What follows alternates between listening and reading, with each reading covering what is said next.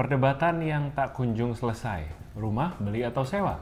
Mudah-mudahan setelah nonton video ini kita bisa bikin kamu tambah bingung. Nggak membantu.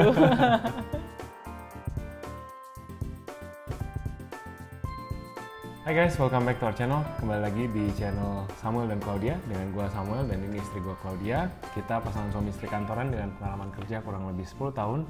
Di channel ini kita suka sharing-sharing seputar karir, keuangan, dan tips-tips adulting lainnya. Jadi kalau kalian suka konten-konten yang ada di channel ini, feel free untuk subscribe dan nyalain notification supaya YouTube kasih tahu kalian kalau ada video baru dari kita. Welcome to March. Udah masuk bulan Maret, jadi kita masuk ke topik baru. Kalau Februari kita udah ngomongin tentang cinta-cintaan, bulan Maret kita akan ngomongin tentang topik dewasa. Ya, topik dewasa ini bukan blue film atau topik yang ada sensor-sensornya. Topik dewasa ini ya kalau diterjemahkan bahasa Inggris adulting. Jadi kita mau ngomongin soal adulting dari berbagai sisi. Apakah itu soal rumah, apakah itu soal mobil, nikah, dan lain sebagainya. Kita mau bagi perspektif dan life hacks yang mungkin bisa bantu kalian ngambil keputusan-keputusan adulting dengan lebih mudah. Ya, topik-topik adulting ini menarik ya karena kami sudah beberapa kali juga share di sosial media dan responnya cukup positif karena memang penting dan sangat praktikal, tapi sayangnya tidak diajarkan di sekolah nih. Ya jadi topik pertama bulan ini kita akan bahas soal beli rumah. Nah ini banyak banget yang tanya ya soalnya beli rumah itu kewajiban atau enggak sih, harus nggak sih saya beli rumah, apakah kalau saya nggak beli rumah lantas saya kurang sukses atau kurang keren atau kurang eligible gitu ya, kalau saya jomblo apa jadi mengurangi nilai jual saya gitu kalau saya belum punya rumah. Jadi di video ini kita mau bagiin 4 hal yang kalian mesti consider sebelum kalian memutuskan beli atau sewa rumah atau apartemen. Iya. Atau bahkan mungkin nggak usah beli sama sekali, tinggal sama keluarga besar. Betul. Iya. Itu akan kita bahas di sini. Ada 4 aspek. Yang pertama adalah aspek lifestyle. Lifestyle kita pasti tiap orang berbeda-beda. Tentunya tidak semua jenis kerjaan sama. Beberapa dari kita pasti lebih banyak traveling. Beberapa dari kita mungkin lebih banyak spend waktu di luar rumah. Misalkan entertaining klien, ngurusin kerjaan kantor. Mungkin buat teman-teman yang kerja di media harus syuting di jam-jam kerja yang mungkin nggak umum dengan orang lain. Ketika banyak orang tidur, kalian malah kerja misalkan, atau ngejar berita atau bikin liputan gitu buat teman-teman yang kerja di media. Itu hal-hal yang teman-teman bisa consider. Nah, dengan lifestyle yang berbeda-beda, tentunya kebutuhan untuk hunian juga bisa jadi berbeda-beda juga. Kalau saat ini teman-teman masih moving around gitu ya, masih belum tetap kotanya tinggalnya di mana, terus dapat company yang bagus, yang baik, misalkan tiap kali teman-teman pindah ke kota baru, di situ dikasih rumah dinas atau semacam tunjangan tempat tinggal gitu ya. Tentu akan berbeda keputusannya dengan teman-teman yang mungkin kerjanya di belakang meja, 9 to 5-nya jelas, stabil, kemudian jam kerjanya juga umum seperti kebanyakan orang, jam 9 pagi sampai jam 6 sore gitu ya, jam 6 sore pulang ke rumah. Atau bisa jadi justru nature pekerjaannya bisa dikerjakan dari mana aja, seperti teman-teman yang mungkin penulis atau programmer gitu. Jadi pekerjaan ini sebenarnya big part of our lifestyle, dan sebelum teman-teman memutuskan untuk beli hunian jenis apa, atau mungkin nggak usah beli gitu ya, tentukan dulu, ketahui dulu jenis lifestyle seperti apa yang teman-teman miliki. Kalau di kasusnya kami berdua, kebetulan memang dari awal karirnya itu ya Sam sebagai HRD, saya sebagai marketing, ya kerjanya itu ya cukup predictable ya gitu bisa dibilang, walaupun ada traveling overseas ataupun keluar kota, tapi ya kebanyakan misalkan ya weekend, dan makin kesini juga udah makin jarang ya gitu. Jadi memang pekerjaannya itu bisa memungkinkan untuk kami settle down di satu rumah gitu. Jadinya dari kami juga memutuskan ya udah gitu, ya udah settling down is the option gitu. Kita nggak perlu hidup berpindah-pindah gitu karena memang pekerjaannya juga berakar di satu tempat aja gitu. Jadi ya kembali lagi kamu tadi yaitu kamu itu gimana gitu ya, dari natur pekerjaannya gimana, lalu juga jangan-jangan kamu memang sukanya sebenarnya pindah-pindah gitu ya kan. Banyak ya sekarang kayak nomadic blogger atau travel blogger gitu ya. Digital nomad istilahnya. Digital nomad, maaf. yang memang ya memang pindah-pindah gitu. Jadi kalau memang pindah-pindah, misalkan 3 bulan di Bali, nanti 3 bulan di Lombok, 3 bulan di Bangkok misalkan gitu kan, itu berarti lebih make sense kalau memang ya kalian sewa sewa aja gitu, sewa long term gitu ya, sewa 3 bulan gitu daripada beli rumah. Kenapa gitu? Kenapa kami nggak saranin untuk beli rumah kalau kalian memang pekerjaannya atau lifestyle berpindah-pindah? Karena once udah beli rumah itu maintenance-nya itu cukup demanding ya gitu. Rumah tuh kalau nggak ditinggalin cepet rusak gitu ya. Dan ditinggalin pun ada aja gitu yang harus dibenerin, yang harus di-maintain. Jadi nanti kamu sakit kepala sendiri gitu kalau misalkan udah beli rumah gitu dan ternyata yang ditinggalin pas kamu sekalinya balik ke rumah mau tinggal malah jadi banyak PR gitu. Jadi bukannya istirahat malah jadi kerja ngerapin rumah gitu. Nah, aspek kedua yang teman-teman mesti pertimbangkan adalah aspek budaya, cultural aspect. Jadi budaya ini maksudnya seperti apa sih keluarga teman-teman dan seperti apa ekspektasi sanak saudara atau teman-teman atau bahkan teman-teman sendiri terhadap keluarga yang mau dibangun gitu ya. Masing-masing dari kita pasti punya nilai-nilainya sendiri. Ada yang mungkin merasa kalau mau membesarkan anak dengan baik dan benar itu harus anaknya punya rumah gitu, ada halaman, anaknya bisa lari-lari gitu. Tapi kemudian teman-teman yang tinggal di apartemen mungkin bisa bilang, oh salah, justru membesarkan anak yang baik dan benar harus di apartemen karena security-nya bagus, karena banyak fasilitas publik yang bisa dinikmati secara gratis gitu. Jadi itu juga aspek budaya yang belief system yang teman-teman percayai dan kita tahu persis pasti berbeda-beda gitu ya. Pasti di antara teman-teman ada yang lebih pro apartemen, ada yang lebih pro rumah landed, atau ada juga yang pro aku harus besarkan anak sama orang tua aku di satu atap gitu ya. Jadi 3 generasi ada di satu atap. Mungkin ada juga yang cara berpikirnya seperti itu. Kalau dibandingkan dengan budaya barat juga, mungkin di Asia lebih rileks ya. Kalau kita udah dewasa tapi tetap tinggal di satu atap dengan orang tua. Mungkin aspek budaya yang contohnya kontras banget ya. Kalau di barat, anak-anak usia 17-18 tahun udah harus get out of the house gitu kan, either kuliah atau kerja lagi, dan kuliah pun biayanya bayar sendiri gitu kan ya kalau di budaya barat. Gitu. Atau ya kalau dibayarin orang tua pun ya diutang ke orang tua gitu ya, loan ke orang tua. Tapi kalau misalkan di budaya timur kan beda ya gitu. Saya ada beberapa teman justru mereka diharapkan orang tuanya setelah menikah itu justru bawa pasangannya masuk ke rumah gitu. Jadi justru orang tuanya nggak mau mereka keluar dari rumah gitu. Ada yang seperti itu gitu. Jadi justru maunya tetap tinggal serumah gitu. Jadi ya beda-beda sih ya budaya ataupun keinginan keluarga gitu, terutama mungkin orang tua gitu ya. Nah kalau dari kami berdua kebetulan waktu sebelum nikah memang kami udah bilang gitu, kami nggak akan bisa beli rumah duluan karena budgetnya terbatas dan kami harus bayar biaya nikah sendiri. Jadi waktu itu pilihannya adalah kita akan nikah dulu gitu, lalu akan nabung untuk beli rumah kemudian. Nah sebenarnya di titik itu Sam sempat pernah mention gitu bahwa maunya ya setelah nikah tetap keluar, apakah itu sewa atau ngontrak gitu. Tapi justru dari orang tua saya ya yang menyarankan ya daripada ngontrak atau sewa, kenapa nggak tetap tinggal di rumah aja gitu sama-sama orang tua saya gitu, karena toh ada kamar gitu ya anyway gitu, dan ya ngapain gitu sewa lagi, kan bisa dihemat uangnya untuk tambah-tambah DP. Itu sih waktu itu masukan dari orang tua saya, sehingga kami berdua memutuskan setelah nikah 3 tahun pertama itu jadi pindah-pindah ya, nomaden, kadang di rumah orang tua saya, kadang di rumah orang tua Sam gitu. Tapi ya itu kami tetap tinggal di kamar waktu masih bujangan itu gitu. Tanpa renov sedikit pun, jadi bener-bener ranjangnya masih ranjang single ya udah gitu kan, kita juga mikirnya ya udah sekedar bisa tidur aja gitu kan sementara. Nah nyambung ke tinggal bareng orang tua, aspek ketiga adalah dinamika tinggal sendiri atau tinggal bareng orang tua. Jadi banyak hal yang akan berbeda ketika kalian memilih untuk tinggal sendiri atau di bawah satu atap dengan orang tua. Pertama, udah pasti karena itu atapnya orang tua, jadi pasti ada rules of the game di dalam rumah itu yang udah existing, yang kalian sebagai istilahnya orang luar masuk ke dalam, terutama kalau gua masuk ke rumah orang tuanya Klau gitu kan, pasti ada adatnya di dalam keluarga itu yang gua harus menyesuaikan diri. Itu juga harus dipersiapkan gitu ya. Ya otomatis juga misalkan kalau kalian punya acara-acara di luar rumah gitu ya, kantor mungkin pergi party, ada acara gathering dan lain sebagainya, terus pulang mesti malam gitu. Nah itu juga pasti kan orang tua kepo kan, pengen tahu gitu. Meskipun kalian udah 21 tahun, 25 tahun, tapi tetap udah aja 50 tahun mungkin. 50 tahun di mata orang tua, tetap kalian anaknya gitu. Jadi mereka merasa mereka berhak tahu kalian habis dari mana gitu kan. Jadi itu yang harus ya kita put up gitu, kita tahan-tahan menghadapi itu. Ya meskipun bukan jadi sesuatu yang tidak nyaman juga sih buat kita pada akhirnya. Yang perlu dipertimbangkan juga misalkan ya hal-hal kecil seperti misalkan soal makanan gitu ya.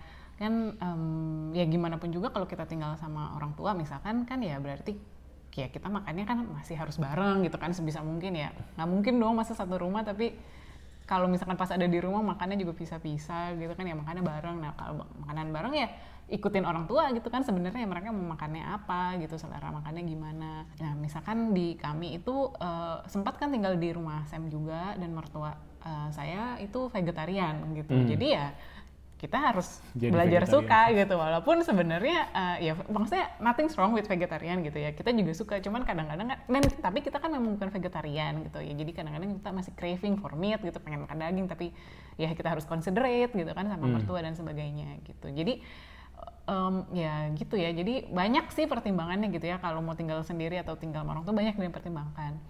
Dan terus ini satu hal juga yang penting kalau sudah punya anak gitu ya, karena cara didik orang zaman dulu sama orang zaman sekarang itu beda banget gitu ya. Ilmu pengetahuan, terus ya psikologi anak ya, kesehatan anak itu udah berkembang banget gitu. Tapi kan kalau misalkan orang tua ya taunya ya di zaman mereka itu gitu, pas gedein kita berdua pakai caranya mereka, gede-gede aja, sehat-sehat aja gitu kan mereka mikir. Jadi ada hal-hal yang ternyata baru gitu, penemuan baru gitu kan, riset baru, terus mereka ngerasa loh kok aneh gitu apa ya nggak biasa gitu kan. Jadi pasti akan menimbulkan apa ya sedikit banyak ya apa ya mungkin konflik atau perbedaan pendapat mungkin ya gitu dalam membesarkan anak nanti kalau udah punya anak. Tapi di sisi lain enaknya mungkin kalau misalkan masih tinggal sama orang tua masih bisa titip-titip liatin gitu kan, titip-titip bantuin temenin anak main, ngomong anak itu waktu kita lagi sibuk. Kalau misalkan tinggalnya berdua doang kayak kami berdua ini dan bertiga ya maksudnya sama Hana ya bener-bener nonstop. Misalkan saya masak ya Sam harus pegang Hana gitu, jadi nggak akan ada istirahat gitu. Sedangkan kalau di household yang lebih besar mungkin ya misalkan bisa aja mamanya masak gitu kan, papanya bisa istirahat apa sebentar nonton YouTube atau apa terus main sama oma opa dulu kan bisa gitu. Jadi ya dinamikanya sih beda banget lah. Nah dari tadi kan kita udah ngomongin nih non monetary factor. Berikutnya kita mau bahas soal faktor keuangannya yang bisa dipertimbangkan ketika kalian memilih untuk mau membeli atau sewa rumah. Yang pertama, ya beli atau sewa gitu ya. Kalau kita beli untuk tinggalin sendiri, satu hal yang langsung kelihatan adalah ya udah kita nggak usah bayar sewa. Apalagi sekarang posisinya kita rumahnya udah lunas tahun 2021. Jadi ya udah kita sekarang tinggal rent free dan tadinya uang yang kita pakai buat bayar KPR ke bank itu udah bisa kita alokasikan buat tabungan lain. Sementara kalau teman-teman sewa ya sampai kapanpun teman-teman harus bayar sewa gitu kan ya. Mungkin flexibility kalian dapatkan, jadi mungkin bisa 3 bulan di Bali, 3 bulan di Lombok kayak tadi kalau bilang gitu. Tapi dimanapun teman-teman berada, teman-teman harus bayar sewa kalau nggak punya rumah. Lalu yang berikutnya masih seputar keuangan juga. Nah ini beli rumah ini sebenarnya biaya atau investasi gitu kan, karena ada yang bilang kan beli rumah aset. Nah apa benar rumah itu aset? Ya ini makanya tergantung juga. Yang pasti kalau rumahnya itu kamu tinggalin sendiri, ya kan berarti kamu rumah itu tidak bisa menghasilkan kan gitu, kecuali rumah itu kamu jadikan kos-kosan gitu kan atau kamu sewakan, ya berarti mungkin bisa menghasilkan passive income gitu ya. Tapi kalau kamu tinggalin sendiri sih ya berarti enggak dong, bukannya menghasilkan ya, malah pengeluaran gitu. Karena ya tadi itu kalau kamu punya rumah sendiri udah pasti keluar uang untuk maintain gitu ya, apakah itu untuk bersihin, ngebenerin gitu atau ya renovasi, mempercantik gitu kan. Kalau rumah makin tuh kan sedikit banyak harus ada renovasi sana sini gitu ya. Jadi coba dipikir kembali tujuannya kamu beli rumah itu apa gitu ya, apakah mau untuk kamu tinggalin sendiri atau mau investasi gitu. Karena nanti juga berarti beda gitu kan properti yang akan kamu cari itu gitu. Karena kalau kamu buat tinggal sendiri kan ya sebenarnya ya yang penting kamu suka aja gitu kan lokasinya, neighborhoodnya. Nah, tapi kalau buat kamu sewain kan berarti harus memikirkan sisi komersilnya juga di daerah situ. Ada nggak demand-nya untuk misalkan rumah sewa gitu kan. Jadi ya beda lah gitu yang harus perspektifnya gitu ya, di rumah untuk ditinggalin sendiri atau untuk investasi. Betul. Jadi tidak semua pembelian rumah akan untung teman-teman. Harga tanah tidak selalu naik, bisa mandek juga, bahkan bisa turun gitu ya. Jadi pastiin ketika teman-teman beli tadi yang kalau bilang tentukan tujuan kalian dulu gitu. Karena ketika kita beli rumah yang ini juga kita tidak berpikir value investasinya bisa naik berkali-kali lipat gitu. Cuman kita mau tinggal di sini kenapa? Karena Bintaro adalah perumahan yang sudah lama, perumahan yang sudah banyak orang tinggal dan neighborhoodnya enak gitu ya. Ada rumah sakit dekat sini, ada sekolah dekat sini, dan kita bisa bangun hidup di sini dengan relatif lebih mudah gitu dibandingkan kalau kita tinggal di daerah lain. Jadi itu juga yang jadi alasan kita milih rumah di sini, bukan di tempat lain. Oke, dan yang terakhir mau tunai atau mau KPR. Nah ini kalau kasusnya kami nabung sampai bisa membiayai 70% dengan tunai dan baru sisanya 30% dengan KPR. Nah ini juga kembali lagi makanya ke kebutuhan masing-masing. Sebenarnya seberapa urgent sih punya rumah sendiri gitu, karena kalau misalkan bisa di-delay 1-2 tahun lagi, lalu tambah-tambah uang tabungannya untuk gedein DP gitu ya, kan bisa lumayan ya memperkecil cicilan KPR ke belakangnya gitu. Tapi kalau memang urgent, memang harus punya rumah sekarang, katakanlah misalkan apa ya untuk satu dan lain hal harus beli rumah sekarang, ada kebutuhan gitu ya, harus segera beli rumah tinggal gitu ya, berarti kan mau nggak mau ya udah dengan DP yang terbatas ya harus sisanya pakai KPR gitu. Dan sebenarnya kalau dipikir-pikir memang KPR itu bunganya ya nggak rendah ya, tapi kan kita lihat kita pertimbangkan juga sebenarnya cash flow-nya gitu ya.